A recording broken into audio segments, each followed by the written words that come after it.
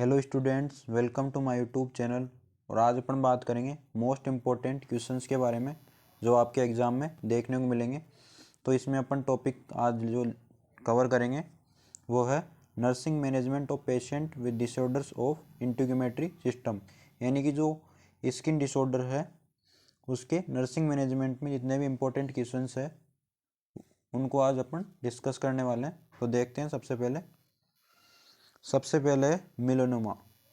ये एक important question है जो 2013 में आया हुआ है। तो देखते हैं अपन मेलानोमा होता है क्या है। Melanoma also called malignant melanoma.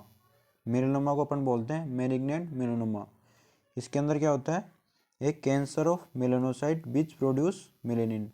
Melanoma के अंदर क्या होता है, जो मेलानोसाइट सेल्स होती है जो मेलेनिन प्रोड्यूस करती है, उसके अंदर क्या होता है, कैंसर देखने को मिलता है। मेलानोसाइट का कैंसर देखने को मिलता है। Melanoma has the ability to metastasise to any organ including brain and heart. Melanoma के अंदर क्या होता है, मेलानोमा के अंदर एक एबिलिटी होती है, मेलानोमा ऐसी एबिलिटी रखती है, इसके अंदर क्या होता है, मेटास्टेसाइज देखने को मिलता है, यानी कि ट्रांसफॉर्मेशन देखने को मिलता है कोई भी ऑर्गन में, जैसे ब्रेन और हार्ट के अंदर, यानी कि इसके अंदर कोई भी ट्रांसफॉर्मेशन देखने को मिलेगा। तो आपको समझ में आ गया होगा मेलानोमा होता है क्या है। मेलानोमा कुछ नहीं है, मेलानोमा इसको अपन मेलिग्नेंट मेलानोमा बोलते हैं। इसके अंदर क्या होता है, मेलानोसाइट का कैंसर देखने को मिलता है। मेलानोसाइट क्या होती है, एक सेल्स होती है जो मेलेनिन प्रोड्यूस करती है।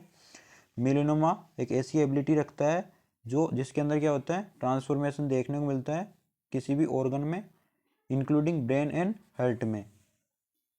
अब बात करते हैं केज एंड रिस्क फैक्टर के बारे में। कौन कौन से ऐसे कारण है एंड रिस्क फैक्टर है जिसके कारण मेलानोमा देखने को मिलता है।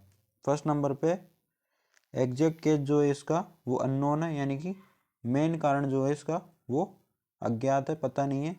सेकंड नंबर पे chronic UV exposure without sun protection, जो अल्ट्रावायलेट रेज है उनके एक्सपोजर से मेलानोसाइट देखने को मिलता है। ये हाई नंबर ऑफ मोल्स और लार्ज मोल्स से भी मेलानोसाइट या मेलिग्नेंट मेलानोमा देखने को मिलता है। ओवर एज 50, यानी कि जो पर्सन जिसकी एज 50 से ऊपर है उसके अंदर मेलानोमा देखने को मिलता है। इसके बाद है जीरोडोमा पिगमेंटोसस। ये क्या होता है, एक जेनेटिक डिसऑर्डर्स होता है। इसके अंदर क्या होता है, जो एक्सटेंसिव यूवी रेज का प्रोटेक्शन है उसकी सेंसिटिविटी क्या होती है, इंक्रीज हो जाती है इसके अंदर। इसके बाद है इम्यूनोसप्रेसिव मेडिसिन। ऐसी मेडिसिन जो हमारे इम्यून सिस्टम को सप्रेस कर देती है, उसके कारण मेलानोमा देखने को मिलता है। अब बात करते हैं क्लिनिकल मैनिफेस्टेशंस की, यानी कि साइन एंड सिम्टम्स की। क्या क्या साइन एंड सिम्टम्स अपन को ऑब्जर्व होंगे, यानी कि देखने को मिलेंगे मेलानोमा कंडीशन में। सबसे पहले बात करेंगे change in skin lesions observed once a period of month, यानी कि स्किन लेशन यानी कि स्किन में जो भी घाव होते हैं उसके अंदर चेंजेस देखने को मिलेंगे महीने में एक बार। उसके बाद है various shades of brown, black और blue within one lesion, यानी कि कोई भी एक घाव के अंदर ब्राउन, ब्लैक और ब्लू कलर की शेड्स देखने को मिलेगी। उसके बाद है इरेगुलर रेयर सरफेस, यानी कि जो सरफेस है वो इरेगुलर देखने को मिलेगी, यहाँ वहाँ पे फ्लैट सरफेस नहीं देखने को मिलेगी। उसके बाद है क्रस्टिंग देखने को मिलेगी, यानी कि हार्ड लेयर हो जाएगी वहाँ पे जहाँ पे मेलानोमा का फॉर्मेशन होएगा। उसके बाद है अल्सरेशन ऑफ द सरफेस, यानी कि जब मेलानोमा का फॉर्मेशन होएगा तो उस सरफेस पे अल्सरेशन देखने को मिलेगा। अब बात करते हैं अपन मैनेजमेंट की, कि अपन मेलानोमा के मैनेजमेंट में कैसे करेंगे। अब बात करते हैं इसमें इम्यूनोथेरेपी की। इम्यूनोथेरेपी में अपन interferons, interleukins, monoclonal antibodies, BCG vaccine, levamisole, transfer factor, tumour vaccine are use to treat melanoma. Melanoma के ट्रीटमेंट में अपन इम्यूनोथेरेपी करेंगे। इसके अंदर अपन interferon, interleukins, monoclonal antibodies, BCG vaccines, levamisoles, transfer factor and tumour vaccines का use करेंगे। इसके बाद अपन रेडिएशन थेरेपी करेंगे for the treatment of melanoma. इसके बाद अपन पेशेंट्स को एम्पैथी देंगे, सहानुभूति देंगे कि आपकी जो ये बीमारी है वो जल्दी ठीक हो जाएगी। इसके बाद बात करेंगे अपन provide sufficient time to patient to express positive emotions. अपन पेशेंट को सफिशिएंट टाइम देंगे टू एक्सप्रेस उसके पॉजिटिव इमोशंस को एक्सप्रेस करने के लिए। इसके बाद बात करेंगे अपन एक्सप्लेन अबाउट डिजीज। अपन को जो भी डिजीज है उसके बारे में एक्सप्लेन करना है। डिफरेंट ट्रीटमेंट मोडिलिटीज क्या है उसके बारे में, यानी कि जो भी डिजीज है उसकी मॉडिफिकेशन के बारे में पेशेंट को एक्सप्रेस करना है। एंड एक्सपेक्टेड फिजिकल चेंजेज, जो भी फिजिकल चेंजेज आएंगे इस डिजीज से पेशेंट में देखने को मिलेंगे वो सारे अपन को पेशेंट और उनके रिलेटिव को एक्सप्रेस करने हैं, यानी कि उनको समझाने हैं सारे। अब बात करते हैं अपन सेकंड नंबर के इम्पोर्टेंट क्वेश्चन की। स्किन डिसऑर्डर के इम्पोर्टेंट क्वेश्चन की अपन बात कर रहे हैं। उसमें पहला क्वेश्चन जो है वो अपन ने बात कर लिया है। क्या था वो पहला क्वेश्चन? मेलेनोमा। तो मेलेनोमा अपन ने देख लिया। इसके बाद अपन नेक्स्ट क्वेश्चन की बात करेंगे डर्मेटाइटिस एंड एटोपिक डर्मेटाइटिस। ये जो क्वेश्चन है वो आपका 2010 में आया हुआ है। तो बात करते हैं डर्मेटाइटिस होता क्या है। Dermatitis is the inflammation of the skin. बिल्कुल सिंपल सी डेफिनेशन है आपके लिए। डर्मेटाइटिस होता है क्या? Inflammation of the skin. ये आपको पहला पॉइंट याद रखना है। अब बात करेंगे अपन टाइप ऑफ डर्मेटाइटिस। डर्मेटाइटिस को समझने के लिए अपन को सारे टाइप्स पढ़ने पड़ेंगे। तो देखते हैं टाइप्स में। सबसे पहले एटोपिक डर्मेटाइटिस, सेकंड नंबर पे कॉन्टैक्ट डर्मेटाइटिस, थर्ड नंबर पे स्टेटिस डर्मेटाइटिस, फोर्थ नंबर पे सेबोरिक डर्मेटाइटिस, फिफ्थ नंबर पे नम्यूलर डर्मेटाइटिस। अब बात करेंगे अपन एटोपिक डर्मेटाइटिस की कि भाई एटोपिक डर्मेटाइटिस होता क्या है। एटोपिक डर्मेटाइटिस कुछ नहीं है, एक ऐसी कंडीशन होती है। Atopic dermatitis is a condition characterized by an inflammatory relapsing non contagious and itching. Atopic dermatitis ऐसी कंडीशन है, इसके अंदर क्या होता है, जो इन्फ्लामेटरी रिलैप्सिंग होती है, यानी कि जो सूजन होती है उसके अंदर क्या होता है, रिलैप्सिंग देखने को मिलता है। यानी कि जो सूजन है वो जैसे ठीक हुआ फिर दोबारा सूजन देखने को मिलेगी, फिर ठीक हुआ फिर दोबारा आपको इन्फ्लामेशन देखने को मिलेगा। और ये नॉन कॉन्टाजियस होती है, यानी कि एक पर्सन से दूसरे पर्सन में नहीं फैलती है और इसके अंदर इचिंग देखने को मिलती है। तो समझ में आ गया होगा आपको एटोपिक डर्मेटाइटिस क्या होता है। एटोपिक डर्मेटाइटिस कुछ नहीं है, एक ऐसी कंडीशन है इसके अंदर क्या होता है, इन्फ्लामेटरी रिलैप्सिंग होती है, नॉन कंटाजियस होती है और इचिंग देखने को मिलती है इसके अंदर। अब बात करते हैं अपन ईटियोलॉजी या केज की, अपन बात कर लेते हैं। एग्जैक्ट केज जो है इसका अननोन है, यानी कि मेन कारण जो है इसका वो पता नहीं है। अदर केज में है environmental factor, week immune system. हमारा इम्यून सिस्टम जो वीक है तो उसके कारण एटोपिक डर्मेटाइटिस देखने को मिल सकता है। उसके बाद है कोई भी जेनेटिक फैक्टर, यानी कि एक पीढ़ी से दूसरी पीढ़ी में भी ये ट्रांसफ़र हो सकता है।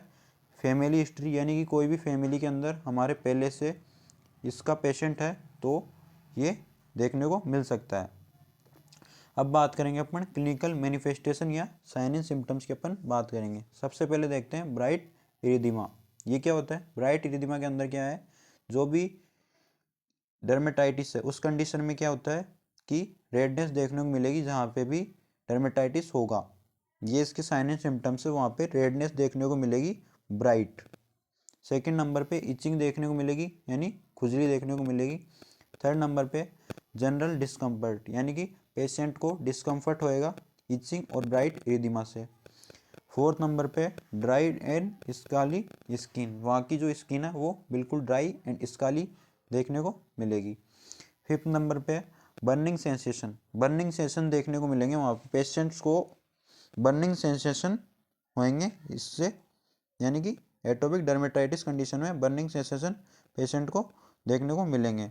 अब बात करते हैं अपन मैनेजमेंट की कि अपन एटोपिक डर्मेटाइटिस हो गया है किसी पेशेंट को तो अपन उसका मैनेजमेंट कैसे करेंगे या उसको क्या ट्रीटमेंट देंगे कि उसका जो एटोपिक डर्मेटाइटिस है वो ठीक हो जाए। फर्स्ट नंबर पे हम बात करते हैं apply moisturiser to prevent dryness. Moisturiser apply करेंगे पेशेंट के लिए, पेशेंट के ऊपर, इससे क्या ड्राइनेस जो है वो प्रिवेंट होए। सेकंड नंबर पे vitamin D supplementation, vitamin D के सप्लीमेंट देंगे। थर्ड नंबर पे हम बात करते हैं naltrexone should be use to control pruritus. Naltrexone एक मेडिसिन आती है जो प्रोराइट्स को कंट्रोल करती है, प्रोराइट्स यानी इचिंग होता है। अब बात करते हैं अपन कॉन्टैक्ट डर्मेटाइटिस। ये क्वेश्चन है जो आपका 2007 और 2010 में एग्जाम में देखने को मिला है। अब बात करते हैं अपन इन्फ्लामेटरी कंडीशन। कॉन्टैक्ट डर्मेटाइटिस होता है क्या है? ये एक इन्फ्लामेटरी कंडीशन होती है जो caused by exposure to the irritating और allergic substance such as a plants, cosmetic, cleaning products, soap and detergents, hair dyes. Contact dermatitis एक ऐसी इन्फ्लामेटरी कंडीशन होती है, इसके अंदर क्या होता है, एलर्जिक सब्सटेंस और इरिटेटिंग सब्सटेंस का एक्सपोजर होता है, जैसे प्लांट्स के हो गया, cosmetics, clinic product, soaps, detergent and hair dyes. इनके यूज से irritating and allergy conditions produce हो गई, इससे कॉन्टैक्ट डर्मेटाइटिस बोलते हैं अपन। अब बात करते हैं अपन nursing responsibility for a patient having severe contact dermatitis. Nurse की रेस्पॉन्सिबिलिटी क्या होती है जब पेशेंट को सीवियर कॉन्टैक्ट डर्मेटाइटिस हो गया है? तो फर्स्ट नंबर में बात करते हैं take thoroughly history of determine causative agent और कंट्रीब्यूटिंग फैक्टर। अपन को पूरी हिस्ट्री लेनी है पेशेंट की, क्योंकि अपन को केजेटिव एजेंट को डिटरमाइन करना है। सेकेंड नंबर पे teach patient to use allergen free product, wear glove and protective clothing, wash and rinse skin thoroughly and wash clothing after contact with potential irritant। अपन को पेशेंट को बताना है कि आपको एलर्जन फ्री प्रोडक्ट यूज करने हैं, जिस और ग्लव्स पहनने हैं एंड प्रोटेक्ट करना है क्लोथ्स को, वॉश करना है स्किन को and wash the clothing contact with potential irritant, यानी कोई भी पोटेंशियल इरिटेंट के कॉन्टैक्ट में आने से रोकने के लिए अपन को हैंड वॉशिंग करनी यहाँ पे जरूरी है। थर्ड नंबर पर बात करते हैं advise patient to perform patch test by the applying substance behind ear और नॉन और on inside of wrist before trying new cosmetic, soap और एयर प्रोडक्ट। अपन को पेशेंट को एडवाइस देनी है कि आपको पेज टेस्ट करवाना है बिहाइंड द ईयर और inside of the wrist before trying new cosmetic. कोई भी न्यू कॉस्मेटिक, सोप और हेयर प्रोडक्ट को अप्लाई करने से पहले आपको पेज टेस्ट परफॉर्म करना है। इससे क्या होगा, जो भी एलर्जिक है वो कंडीशन नहीं देखने को मिलेगी। अब बात करते हैं अपन हेयर लॉस एलोपेशिया कंडीशन। ये भी एक इम्पोर्टेंट क्वेश्चन है जो एग्जाम में देखने को मिला है। अब बात करते हैं इसकी डेफिनेशन की, अपन बात कर लेते हैं। पार्शियल और complete loss of here is called the alopecia. बिल्कुल सिंपल डेफिनेशन लाया हूँ आपके लिए। पार्शियल और complete loss of the here is called the alopecia. Alopecia किसे बोलते हैं अपन? पार्शियल और complete loss of the here is called the alopecia. अब बात कर लेते हैं इसके केज की, कौन कौन से इसके कारण है कि भाई हेयर लॉस देखने को क्यों मिलता है, कारण कौन कौन से हैं। फर्स्ट नंबर पे हेरिडिटी यानी कि फैमिली हिस्ट्री, वंशागनित, यानी कि जैसे कोई भी अपने फैमिली में हो रहा है हेयर लॉस, तो आने वाली पीढ़ी में भी हेयर लॉस देखने को मिलेगा। Hormonal change and medical conditions में भी ये देखने को मिल सकता है। मेडिकेशन एंड सप्लीमेंट्स, कोई भी मेडिकेशंस जैसे कैंसर की मेडिकेशंस, जॉइंट पेन की मेडिकेशंस, जो भी मेडिकेशन एंड सप्लीमेंट्स लेते हैं अपन, उनके यूज़ से भी हेयर लॉस देखने को मिल सकता है। Radiation therapy to the head, कोई भी रेडिएशन थेरेपी अपन करवाते हैं हेड पे, तो उसकी वजह से हेयर लॉस देखने को मिल सकता है। ए वेरी स्ट्रेसफुल इवेंट, कोई भी स्ट्रेसफुल इवेंट जिसकी वजह से हेयर लॉस देखने को मिल सकता है। हेयर स्टाइल चेंज, जब अपन हेयर स्टाइल चेंज करते हैं बार बार, तो इसकी वजह से एलोपेशिया हेयर लॉस कंडीशन देखने को मिलती है। अब बात करते हैं अपन रिस्क फैक्टर्स की, कौन कौन से रिस्क फैक्टर है जिसके कारण एलोपेशिया देखने को मिलता है। A family history of balding on your mother और फादर साइड। फैमिली हिस्ट्री होती है, इसके अंदर क्या है, मदर की साइड से या फादर की साइड से बाल्डिंग यानी कि गंजापन देखने को मिलता है। एज डिपेंड करती है, एक रिस्क फैक्टर है ये भी। सिग्निफिकेंट वेट लॉस कंडीशन में भी हेयर लॉस देखने को मिलता है। सर्टेन मेडिकल कंडीशन सच ए डायबिटीज कंडीशन में भी हेयर लॉस देखने को मिलता है। स्ट्रेस कंडीशन में हेयर लॉस देखने को मिलता है। एंड पुअर न्यूट्रिशन, जब न्यूट्रिशन कंप्लीट नहीं मिल पाता है पेशेंट को, तो उस कंडीशन में भी हेयर लॉस देखने को मिलता है। सिम्टम्स की बात कर लेते हैं अपन एलोपेशिया में कि कौन कौन से सिम्टम्स अपन को देखने को मिलेंगे पेशेंट में। Gradual thinning on top of head, जो अपना हेड का टॉप है वहाँ पे ग्रेजुअल धीरे धीरे थिनिंग होगी हेयर्स की। उसके बाद है सडन लूजिंग ऑफ हेयर, अचानक हेयर्स की लूजनिंग होगी। इसके बाद है फुल बॉडी हेयर लॉस, जितने भी पूरी बॉडी पे से हेयर लॉस देखने को मिलेगा। सर्कुलर और पेची बाल्ड स्पॉट्स अपने हेड पे देखने को मिलेंगे। अब बात करते हैं अपन टाइप ऑफ एलोपेशिया कि एलोपेशिया के टाइप कितने होते हैं। 3 टाइप के एलोपेशिया के टाइप होते हैं, alopecia areata, alopecia totalis and alopecia universalis. तो अपन बात करते हैं फर्स्ट नंबर पे alopecia areata. The main symptom of alopecia areata is the hair that falls usually on the scalp. इसके अंदर क्या होता है, एलोपेशिया एरिटा के मेन सिम्टम्स इसके अंदर जो है हेयर गिरते हैं स्काल्प से। स्काल्प क्या होती है, एक स्किन होती है ओवर द हेयर, हेयर के नीचे की जो स्किन होती है वो स्काल्प बोलते हैं उसको। But alopecia areata can affect the eyebrow, eyelash and elsewhere on the body.